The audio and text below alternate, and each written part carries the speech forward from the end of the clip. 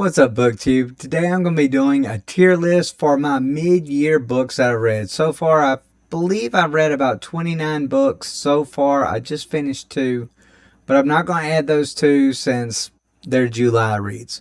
So this is just going to be the books I read the first 6 months of the year. And we're just going to go book by book by book and just kind of see where this goes on things. So I'm going to start with The Will of the Many. Now, The Will of the Many, I thought, maybe I went into it with a little bit too high expectations. It started off really good. I thought it was going to be a really good 5-star read. Then, I don't know if it was the Academy setting or if it just kind of got a little bland. I did enjoy the characters, but I just felt like there wasn't enough there. I felt like the Academy part of it kind of broke it down. I felt like the first half was a lot better than the second half, and the ending was not really that great. Not really that great at all. So I'm going to put this in the nearly perfect. Ooh, or should I? No, you know what? I'm going to put this in the good but not great. This is going to be my first good but not great. Because I don't want to put it as nearly perfect because the first half was nearly perfect, but it just didn't finish that way. Here's another one. Piranesi. So Piranesi, another one, went into, same time I went into The Will of the Many. I thought this book was going to be easy 5 stars. I thought it was going to be brilliant. I thought it was going to be something that would stay with me for the rest of my life, because that's what every other booktuber out there says.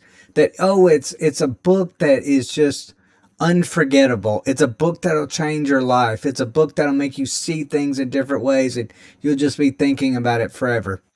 Well, I will say it's mostly forgettable. Mostly forgettable, as it has a cool theme to it, but it's not really what I would call, the character work is just crappy. It's just crappy. Like, it's not even that interesting of a story or a plot. Like, you have this strange house with these strange, you got tides, you got moon things, you've got statues everywhere, you've got a guy wandering around not knowing his name. You got some, like, really cool things. You don't understand this world.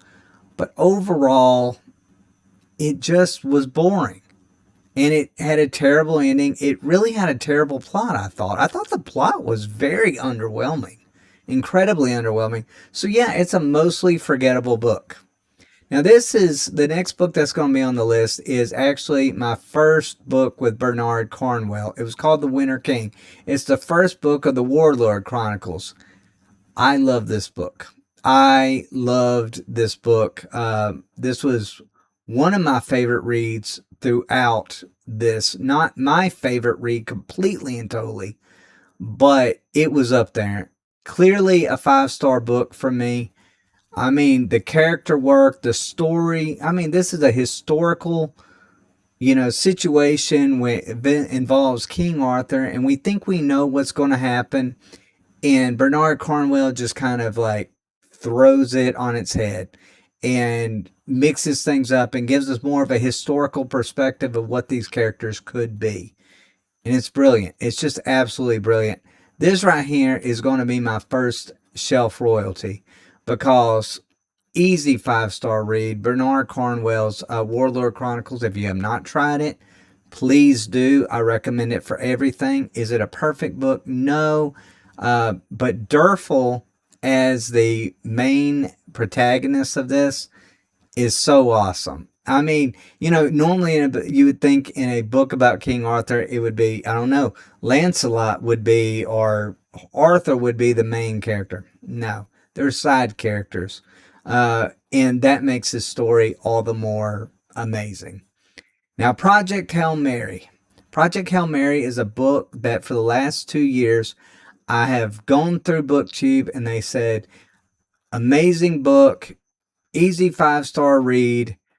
And I just looked at it and thought, that book doesn't sound very interesting. I'm not really a gigantic sci-fi person, which is odd because, like, overall, my favorite series of all time are sci-fi.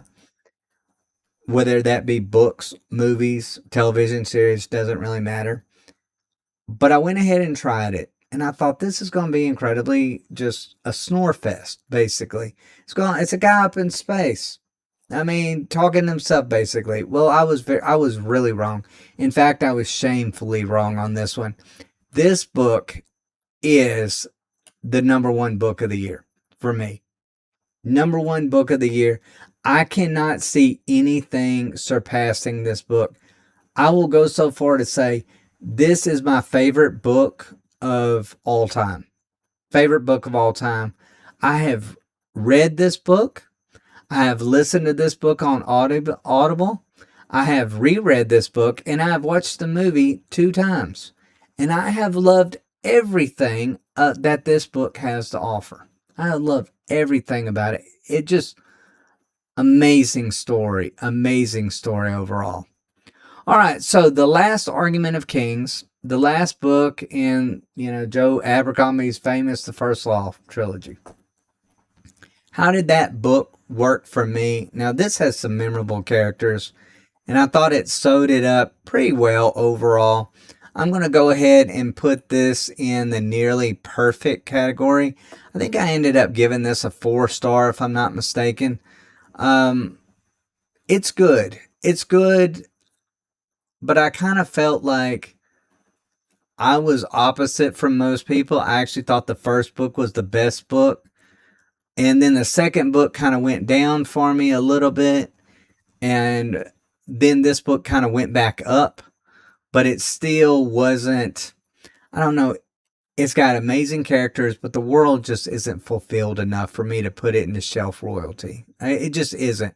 It's nearly perfect, though, because it's got, Sandan Galacta. What can you say about that character? One of the most amazing characters, most memorable characters of all time. So, absolutely love this book. Now, here's the Justice of Kings. Okay, the Justice of Kings, I thought was going to be another fun read. I thought it was going to be a quick read. It turned out to be what I would just say good, but not great. I'm going to put it a little bit behind Will of the Many, simply because I felt like I did enjoy the first half of Will of the Many, where it felt like the Justice of Kings kind of felt like, I won't say a slog, but none of the characters were interesting. I kind of felt like we got stuck in this murder mystery, and it really just wasn't what I personally signed up for as a reader, or at least what I thought I was going to be signed up for. I do enjoy the magic system of it. I will say that. The magic system is pretty fun, and it's very unique, and I will be continuing on with this series, but it's definitely one that I won't be going to anytime soon. All right, so now we're going to the second book of the Bloodsworn trilogy. Probably my favorite trilogy as of right now of all time, until I finish, the Warlord Chronicles, which probably will surpass it a little bit. But I thought John Gwynne was at his best in this book. Just literally, this book was close to perfection, if not perfection. In fact, I am going to put it up there in shelf royalty. I'm going to put it, let's see. Did I enjoy The Winter King more than I enjoyed the Bloodsworn trilogy second book? You know what? I'm going to keep that as is for right now. You know what? No, I'm actually going to put it above The Winter King. Simply because it's just more action-packed. I feel like it's got Orca in it. Orca, just like Galacta, another one of my favorite all-time characters. She just, the way, I say this about everything that involves Orca. She is the way women characters need to be wrote. She's just perfect in every single way when it comes to that. But I'm going to put that just a hair better than a Winter King. Now, as far as Cradle Lake is actually the third book of Ronald Malfi that I've tried. The first book was epic. It was called Blackmouth. Love that book. Oh my goodness, I love that book so much. And I thought, okay, he's going to be my next Stephen King. He's going to be my Stephen King.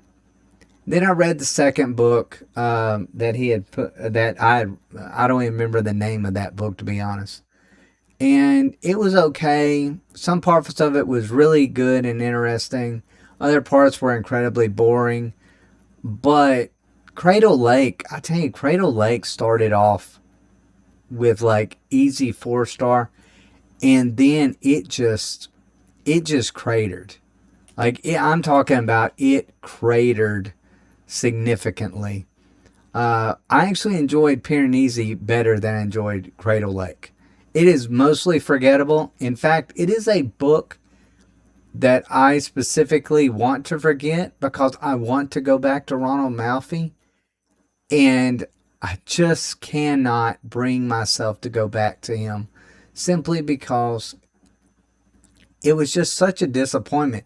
By the time I got to the end of the book, I was like, just please let this stop. Like, I mean, when you're just literally just begging yourself, just please read this so that we can be done with this. That's how I was. It literally went from like a 4 star to the second half to an easy 1 star book for me. I mean, almost cast into Mountain Doom territory. Like, that's literally where this almost was. All right, so the next book was a book that I didn't really know much about. It's called Here Be Dragons. It was a fun read. I was in kind of a slump. I was reading The Justice of Kings at the exact same time. And it was just a breath of fresh air. It was a breath of fresh air. It was funny. It was memorable. It's not it's not shelf royalty. It's not nearly perfect. It's definitely a good but not great, and it belongs at the top of good but not great. And I'm not saying this as a negative to this book. I actually think very highly of this book. This is a book that I will probably be revisiting in the future. And the author of this book, I will be reading more things from him. It's just a fun read. I mean, it don't have like the grand world building, but it's got like some cute little comedy. It's got some funny scenes, and it's got some memorable characters, I felt like. So I really truly enjoyed my time with this book. Now, the next one on the list is The Butcher's Masquerade. Now, Dungeon Crawler Carl has been the most up and down series for me these last few books, because the first book was great. The second book was it was just a little bit below it. I did enjoy the second book, and then we get to the third book, and it was just a literal train wreck. And it's kind of funny I use that language. I don't mean to, because it dealt with trains and it was incredibly confusing and it was just incredibly boring. And then we get to the Feral Godwins. That was above it. It almost hit back to the second one. And then The Butcher's Masquerade come about. And The Butcher's Masquerade, um, it wasn't a bad book, but it was one of those books where like characters die and you have Carl and Donna are like, oh no, I can't believe this person died. And I'm just like, who was that character again? Like, I don't even remember this character. You're adding too many characters that I don't care about. I mean, there were just so many subplots that didn't go anywhere. At the very end, the final battle just lasted way too long. It wasn't an interesting world. I thought we were going to get really into some fun stuff, hunters versus players. Polar opposite. Polar opposite. This will be, I will put it just below Here Be Dragons. No, I'm going to put it right here, just below here. I'll put this right first. Just below Here Be Dragons. It's good, but it's not great. I'm not going to say I hated it. I did not hate it. But man, did I not love it. I did not love it, especially the ending towards it. Or I would say the last third of it, I just did not enjoy. All right, so Recursion by Blake Crouch is one that's been on my TBR for a very long time. And I thought it would be a fun read alongside Project Hail Mary. And I actually assumed Recursion would be my favorite book between the two. I was wrong on this one. This one is definitely a mostly forgettable book. I'm going to say it's a little bit in between right here. It's better than Cradle Lake, but it's not. I would say I had a little bit more fun time with um, Piranesi, which isn't saying much. It's just anytime that you're dealing with time travel, it gets a little repetitive. I've never really liked that concept too much. It started off fun with the two characters, and next thing I know, I just feel like we're just repeat, and like the last half of that book was nothing but just repeat the same actions over and over again. And I felt like the characters that was like, I'll just kind of give away a little bit of it. The male character lost his daughter in a hit and run, and that was ruined his life. Obviously, ruined his marriage, and basically, it gets to a point where that's really, okay, that's a story we could work with. Unfortunately, by the time we got about halfway through this, I almost felt like he didn't care anymore. Like he cared about something more than he cared about that. And it's like his daughter was just totally forgotten in all that mess, which I felt was tragic as a father. It rubbed me the wrong way. It just rubbed me the wrong way. All right, so if you've watched any part of my channel, you will know I'm a huge Lockwood and Company fan. I am currently through with 4 out of the 5 books. I've loved really almost every single one of them. I just felt like I just kind of, I don't know. Is it up there with Harry Potter for me? Yes, it is. It's maybe a step below. It's like a step below Harry Potter for me. It's it's got 3 really fun characters to be around. It's really what you would call, you know, a book that has 3 protagonists. You can say Harry Potter has 3 protagonists in it, but let's face it, a lot of those characters, like one of them was out of the story more than the other 2. That's just honest truth. When you reread those books, you will find out that Hermione was at the she was kind of almost close to the side character for a few of those books. I kind of feel like this is the polar opposite. I kind of feel like in Lockwood and Company, you have ghost hunters, kids. They all share the time together, and they all feel like they're a part of the story, and they've all got a huge piece to that story and add to that story. It's a wonderful concept. It definitely belongs in the nearly perfect category.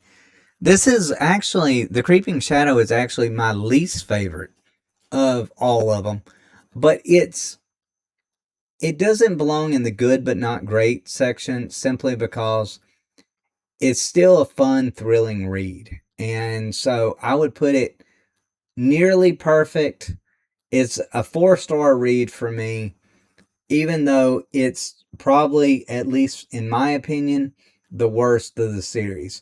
It just didn't get along with the story enough. There was a lot of those, oh, this happened moments, and then this happened moments, and then, oh no, we're about to die, and then something amazing happens. You know what kind of stories I'm talking about. Rather boring. Rather borings. And so the next book, I actually am a huge Pirates of the Caribbean fan.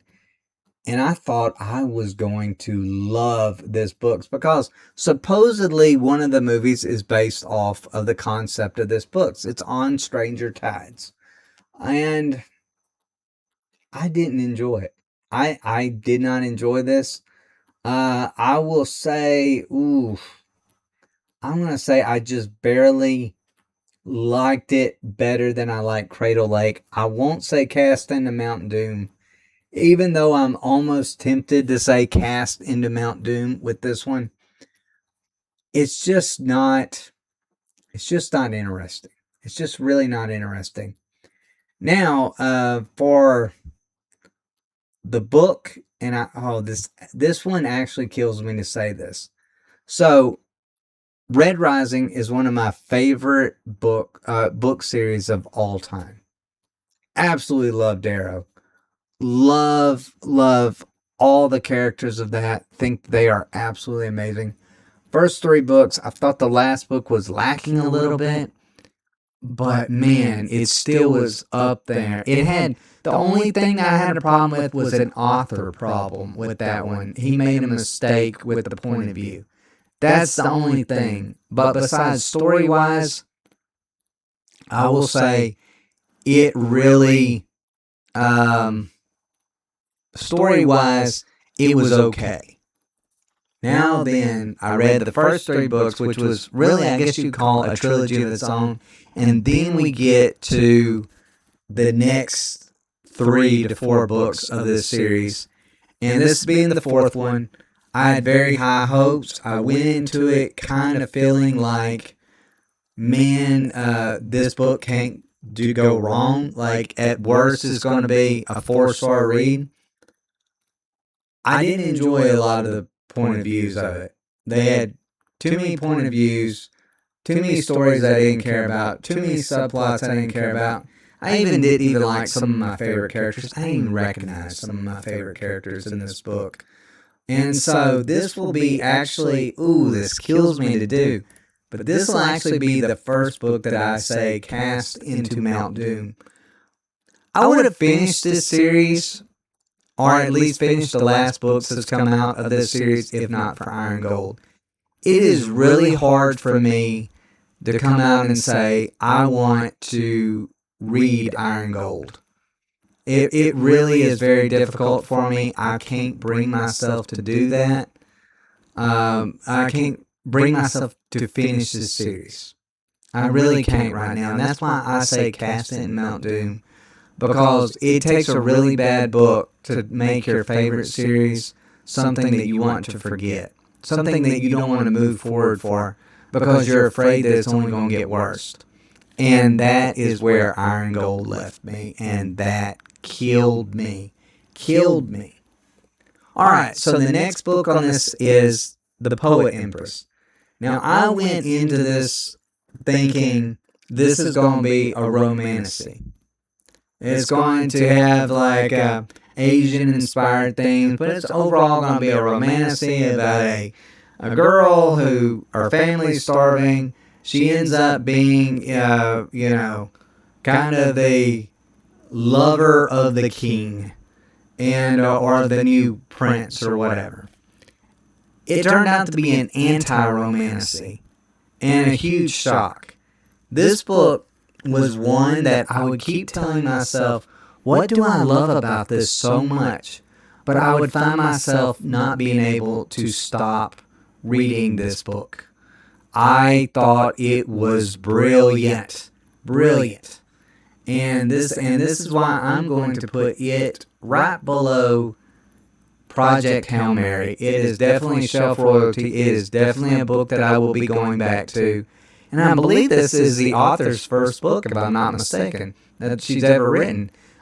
She deserves all the credit for it. If y'all are interested in an anti-romantasy book that is just chillingly scary, not in like Stephen King, almost in Stephen King way, because you have this girl that she's placed into these chambers in this, and you think she's getting everything that she ever wanted, and she goes with this sadistic prince.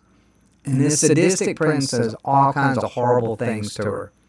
And so she has to learn the history behind why he's doing to her what he's doing. And she either has to make two choices.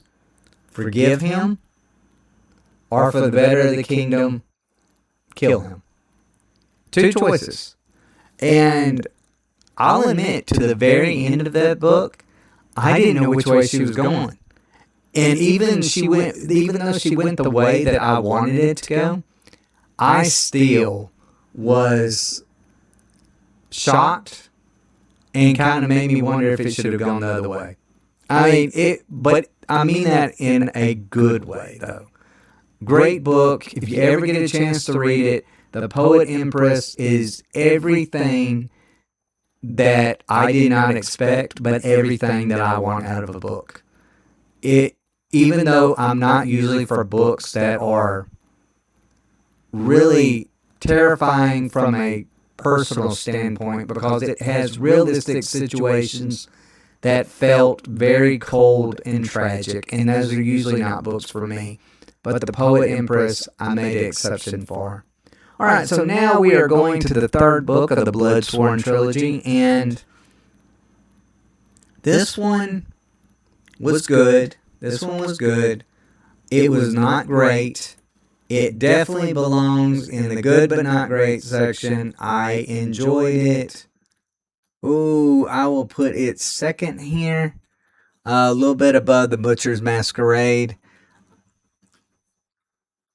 Part of the reason why I didn't enjoy this book and why it's not in the nearly perfect section where, or shelf royalty, is simply because the battle scene lasted almost the entire book. I felt like it went on just too long.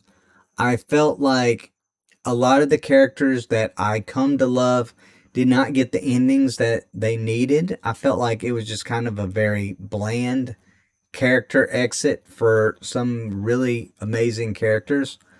It just left me underwhelmed. Like, the main villain of the stories, or the main villain, was underwhelming.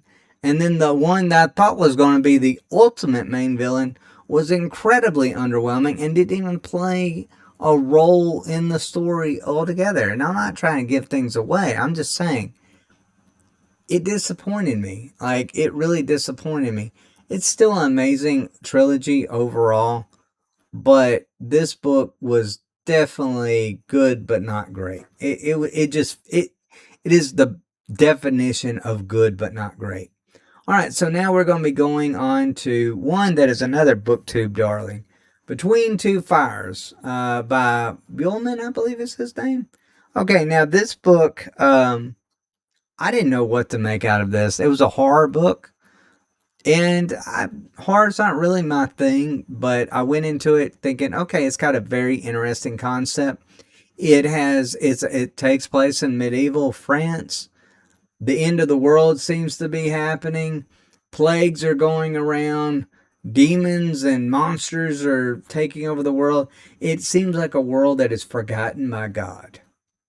And so we start off with a knight who's lost everything, a priest who has homosexual tendencies and really is not sure about where he stands in his own faith, and or where he stands with himself.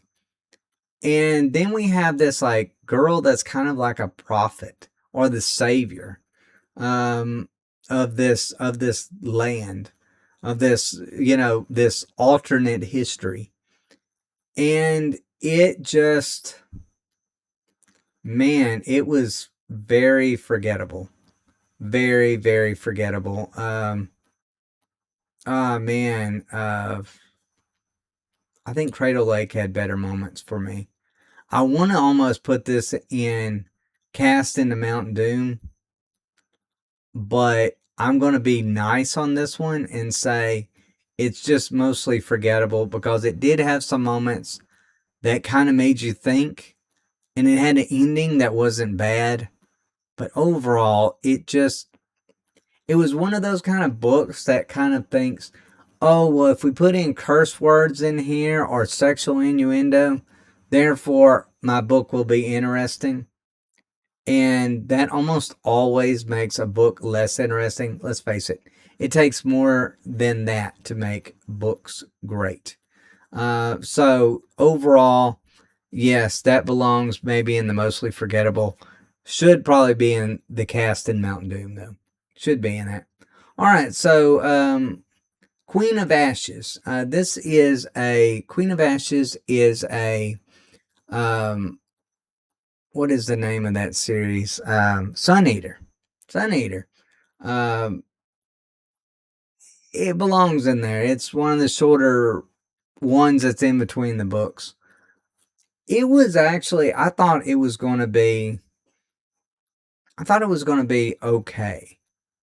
I thought maybe even boring. But this one is another one that I believe kind of belongs in the good but not great section.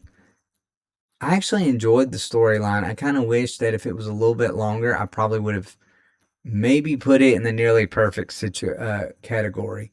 I read it along with Demon in White, and honestly, I kind of, spoiler alert, I kind of felt like it was a little bit better than Demon in White in a lot of ways.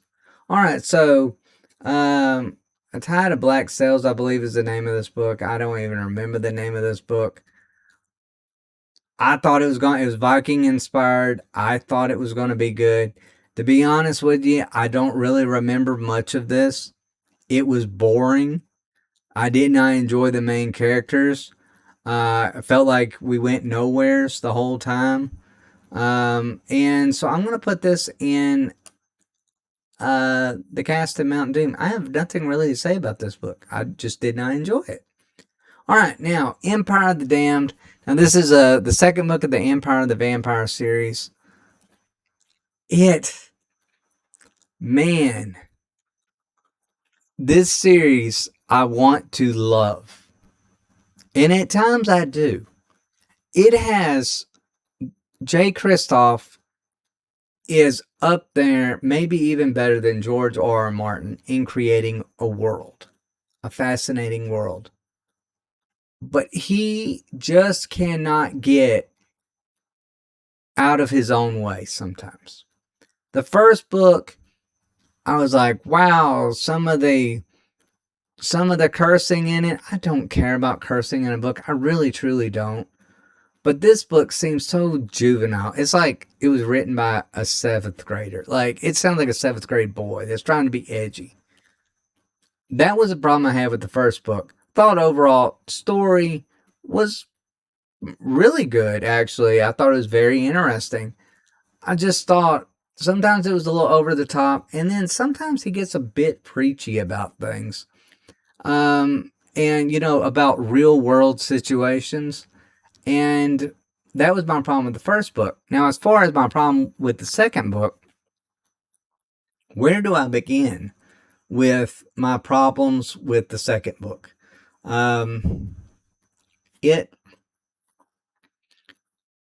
Dior wasn't interesting.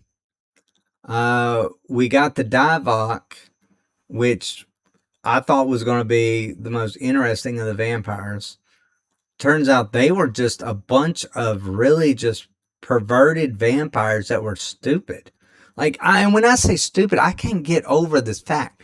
Not a spoiler alert, I wouldn't go so far as saying, but they literally would rather bathe and have sex in the blood of their food than they would to actually, so much so that they would go to the point of starvation. That's how crazy they were. And it wasn't that they were crazy or supposed to be crazy. They were just written in a very dumb way. Very dumb way. And then you get the end of this book, and Dior, some characters are just like, I will fight for Dior. And you're like, who are you again? And why are you willing to die for her? I don't really quite understand.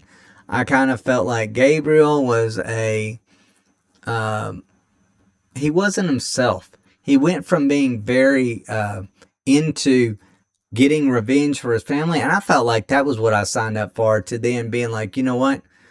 He literally says in this book, and I will never forget this as long as I live, he says these words that should never come out of his mouth. My friends are the hill that I die on. Should be words that Gabriel de Leon should never say, because that was not how he was written in the first book. Now, you can maybe write him that way in the third book after all this stuff goes down. But literally, it just was this way from the beginning. His obsession with Dior was just too much. And then he would be so obsessed with it. That's all he cared about. He totally forgot his family. And then he's like, no, I'm going to go on side quests over here. No, I'm going to go sleep with this woman over here. Like, and then I'm going to go into a land where I know I'm going to die, but then I don't die. And it was just nonsense. And then he comes across a secret, and he comes across it simply because of some dumb fight scene. And when I say dumb fight scene, you just have to see it to believe it. It's so dumb, and it's so stupid how he finds out this. And then the ending could have been tragic, and they just totally ruined it because they pulled a Dragon Ball Z, and no one, of course, can stay dead. So I am going to put this in mostly, good. Is it good but not great?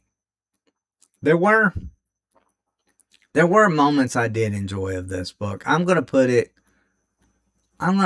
above. I'll go so far to put it. I actually enjoyed that one better. Queen of Ashes better than I enjoyed Empire of Damned. So I'm gonna put it in good but not great.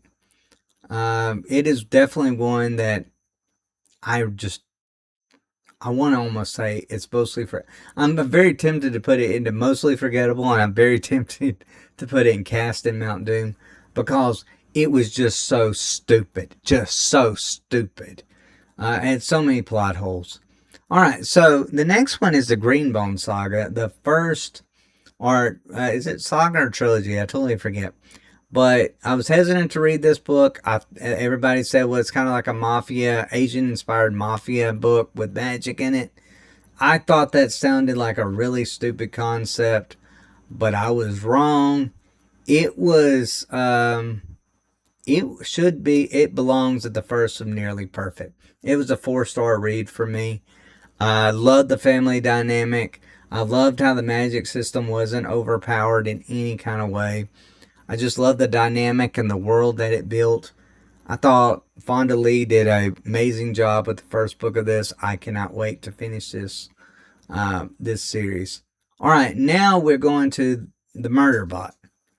This, man, what do I do with Murder Bot? Okay, I'm going to put it into Cast. Oh, no, it's going to be the second on that one. All right, so this is kind of an odd one for me. This isn't a great book. It's not. It has some funny moments, but it throws you too much into it, and most of the characters are not memorable, and most of the situations that's supposed to be funny are not funny. Oddly enough, it is a series that I will be continuing with, simply because I do think it has potential. I just thought that this book threw me into the fire when it didn't have to, and it has some really hit or miss moments for me, and very, very forgettable characters. In fact, throughout the book, I couldn't even remember the characters' names, and there's only a handful. Like, literally, count all of them on my hand, my right hand. It can't even do it. All right, so now we're to the Farseer trilogy, Robin Hobb's first book that I've ever read. I was not disappointed by Robin Hobb. I feel as though this was the book that I needed at that moment, and I will put it at Nearly Perfect. I'm going to put it a little bit but behind Jade City. I kind of feel like I enjoyed Jade City just a little bit more. Jade City had a little bit more. I enjoyed the family dynamic of it a little bit more, but Assassin's Apprentice is fantastic. Robin Hobb just knows how to write. Like, she takes a story that shouldn't be interesting and makes it interesting. I would put it almost at shelf royalty if it wasn't for the ending. I thought the ending really was kind of lackluster, in my personal opinion. And all right, so now we're in Monster Hunter, Larry Correa. And this is the first Larry Correa book that I've ever read. This one was funny. This one was action packed. This one had guns and glory and monsters and really kind of crazy things that went on. It was really good. I want to say this was a book that really had 5-star potential for most part of it. The only thing that I would make it a 4-star in is because I felt like it lacked a little bit with the lore. A little bit. But I love the Monster Hunter aspect to it. I love the main character. I love the side characters. I cannot wait to continue on with this. So I will put this in nearly perfect. I will say I enjoyed it more than The Creeping Shadow. I enjoyed it more than that.